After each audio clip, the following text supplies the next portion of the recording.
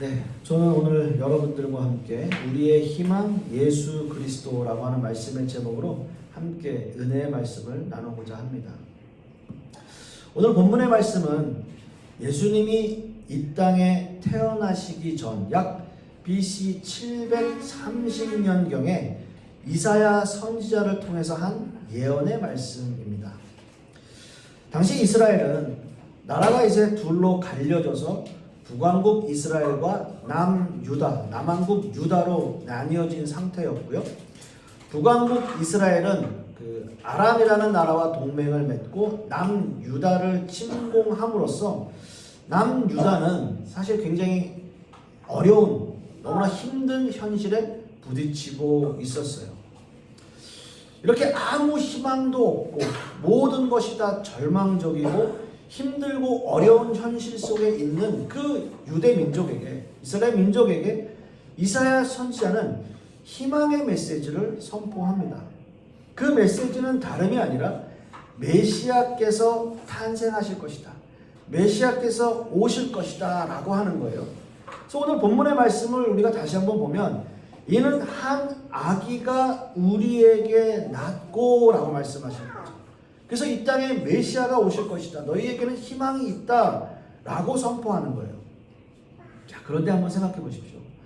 지금 남유다 백성들은 엄청난 위험에 처해 있습니다.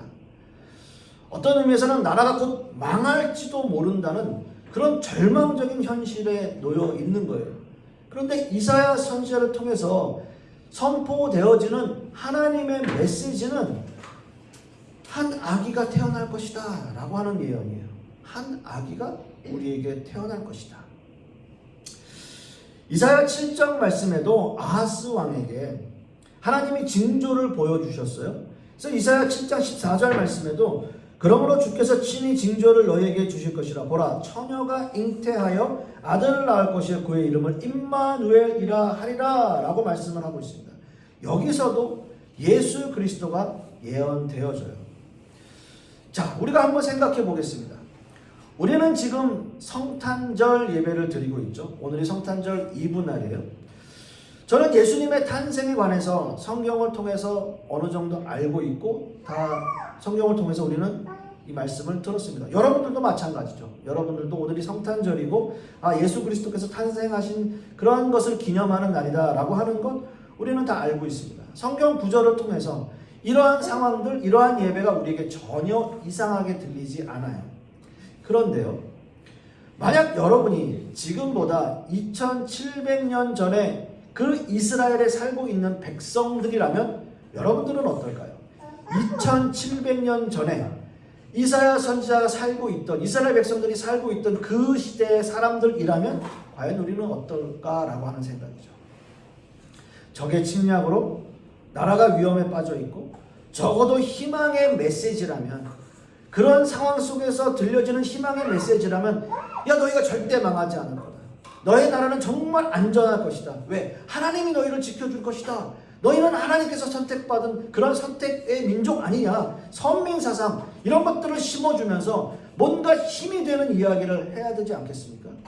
그러나 하나님께서 메시지를 주시는데, 하나님께서 이사야 선지자를 통해서 메시지를 주시는데 일관되게 통일되는 말씀은 이 땅에 메시아가 올 것이다, 한 아기가 태어날 것이다 라는 거예요. 적어도 하나님의 메시지가 지금 이 상황 속에서 이 절망적인 사람들에게 정말 의미 있는 예언이라면 너희는 절대 망하지 않을 거야, 너희는 절대 망하지 않을 거야 라고 하는 위로의 메시지여야 되지 않냐는 거죠. 그런데 한 아기가 태어날 것이다, 이 예언을 하고 있는 거죠. 그리고 이런 예언이 있었지만 결국 이스라엘은 어떻게 됐습니까? 아수르에 의해서 북이스라엘은 이미 멸망을 당하고 또 남유다 역시도 바벨론이라고 하는 나라에 의해서 망해버려요. 그리고 다 포로로 끌려갑니다.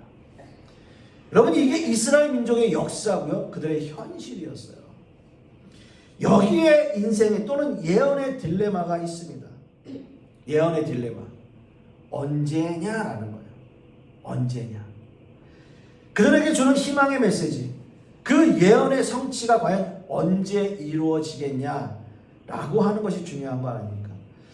하나님께서 이사야 선지자를 통해서 예언은 하셨지만 그 예언의 약속이 언제다라고 딱 정하시지 않으셨어요. 그들에게 그냥 희망의 메시지를 주는데 한 아기가 태어날 것이다. 어떤 의미에서는 그들에게는 희망적이지 않은 메시지 같아요. 이게 도대체 뭐야? 그래서 우리나라가 망한다는 거야? 어떻게 산다는 거야? 뭐야? 이렇게 생각할 수 있는 예언이에요. 근데 한 아이가 그 아이가 태어나는 게 나한테 뭐가 그렇게 중요하냐? 나는 지금 힘들고 어렵고 절망적인 상황인데 나에게 주는 그 메시지가 전혀 희망적으로 느껴지지 않아요. 그런 상황이에요. 그런 말씀들을 선포하고 있습니다. 예, 물론 이스라엘 민족은 다른 나라의 침공으로 그 민족은 흩어졌고 나라는 빼앗겼습니다. 그러나 이런 상황에서 그들이 절망하지 않고 다시 이스라엘을 재건할 수 있었던 것은 바로 궁극적으로 구원을 이루시는 메시아 대망 사상, 그것이 또 그들에게 있었다는 거예요. 민족의 절망과 어두움의 앞에서 예수님은 궁극적인 구원을 이루시는 한 줄기 빛으로 이 땅에 오셨다는 거죠. 물론 그때 당시에는 이해가 가지 않는 예언이었지만 절망 속에서 그들은 한 아기, 그 아기, 그게 도대체 나에게 무슨 의미가 있고 그 메시지가 나한테 어떤 희망이 있고 그래서 우리는 어떻게 살아가야 할까라고 하는 고민과 기대를 하게 만들었다라고 하는 거예요. 그게 메시아 대망 사상입니다. 예수님이 이 땅에 태어나실 때도 마찬가지입니다. 로마의 식민지로 전락한 이스라엘 민족은 그 모든 민족을 구원하고 다윗의 영광을 회복시켜줄 메시아를 기다리고 있었어요. 어떻게 보면 이사야 시대부터 이사야의 그 예언이 계속 그들에게 뭔가 한 줄기 빛이 되고 뭔가 한 줄기 희망의 그 불씨를 계속 심어주고 있던 거예요. 우리는 언제 메시아가 올까? 우리는 언제 메시아가 오실까? 계속 그 희망이에요. 그 순간에는 아무것도 아니고 나에게 이게 뭐가 의미가 있어? 나한테 어떤 힘을 줄 거야? 도대체 이게 뭐야? 라고 하지만 그 메시지가 계속 그들에게 심겨지는 거예요. 그래서 뭔가 한 줄기 빛을 향해 가는 거죠. 여러분, 정치적인 메시아를 고대하고 있던 이스라엘 민족이죠. 로마의 압제에 있었기 때문에 어떻게 하든 우리나라가 다윗의 영광을 다시 회복하길 바라는 마음으로 계속 그 빛을 붙잡고 있는 거예요. 그 정치적인 메시아, 그렇게 고대하던 이스라엘 민족의 바람대로 예수 그리스도께서 이 땅에 오셨지만 그는 낮고 천한 말구유에 태어나셨고요. 이스라엘 민족에게 가장 천대받고 암과 고통의 땅이라고 말하는 갈릴리에서 예수님께서 예수의 영광을 보여주셨어요. 너무나 아이러니하죠. 너무나 아이러니해요. 그렇게 고대하고 700년 동안 기다려왔던 그 예수님이 너무 낮고 천한 곳에 오셨다고. 그들이 생각하는 메시아가 아니에요. 아니에요. 그런데요, 그분이 바로 모든 하나님의 백성을 구원할 메시아, 곧 예수 그리스도이십니다. 이사야 선지자 시대가 절망과 어둠의 시절이었던 것처럼 예수님이 태어나실 그 당시 유대 지방 역시 희망이 없고 절망과 어둠 가운데 있던 시대였습니다. 그러나 그 시대의 어둠을 뚫고 예수님은 빛으로 오신 거예요. 요한복음 8장 20절 말씀에도 보면 예수님께서 이렇게 선포하십니다. 예수께서 또 말씀하여 이르시되 나는 세상의 빛이니 나를 따르는 자는 어둠에 다니지 아니하고 생명의 빛을 얻으리라. 여러분, 이 말씀을 예수님께서 선포하실 그 당시 상황 설명해 보면요, 초막절이라고 하는, 그러니까 텐트를 치는 거예요. 그 모임에서 텐트를 치고 여인의 뜰이라고 하는 곳에 환하게 성전 조명이 비춰져요.